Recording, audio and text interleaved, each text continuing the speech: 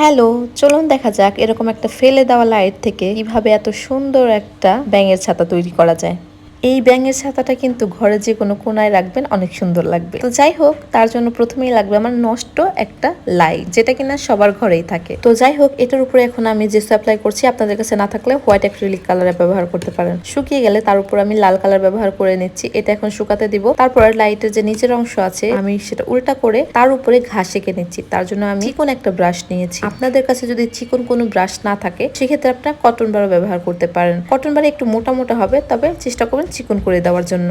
এখানে আমি ঘাস আঁকার সময় প্রথমে গাঢ় সবুজ কালার যেটা আছে সেই রং দিয়ে এঁকেছি, তারপর টিয়া কালার দিয়ে এঁকেছি। ঘাস আঁকা শেষ হলে এখানে আমি কিছু ছোট ছোট ফুল দিয়ে দিচ্ছি। দেখবেন ঘাসের মধ্যে কিন্তু ছোট ছোট কিছু ফুল থাকে, দেখতে অনেক সুন্দর লাগে। তো তার জন্য এখানে আমি কিছু রং বেরঙের ফুল দিয়ে দিচ্ছি, যেমন yellow colour and purple colour, এগুলো দিয়ে দিচ্ছি, দেখতে সুন্দর লাগবে।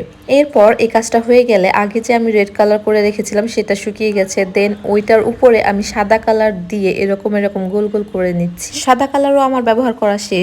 এইবার একটার সাথে আর একটা লাগিয়ে শুকাতে দেব। শুকিয়ে যাওয়ার পর এটার উপর আমি বার্নিশ করে নেব। আর হ্যাঁ, বার্নিশ করার পর এরকম সুন্দর একটা লুক এসেছে। আপনাদের যদি ভিডিওটি ভালো লাগে অবশ্যই লাইক কমেন্ট শেয়ার করতে ভুলবেন না। ধন্যবাদ।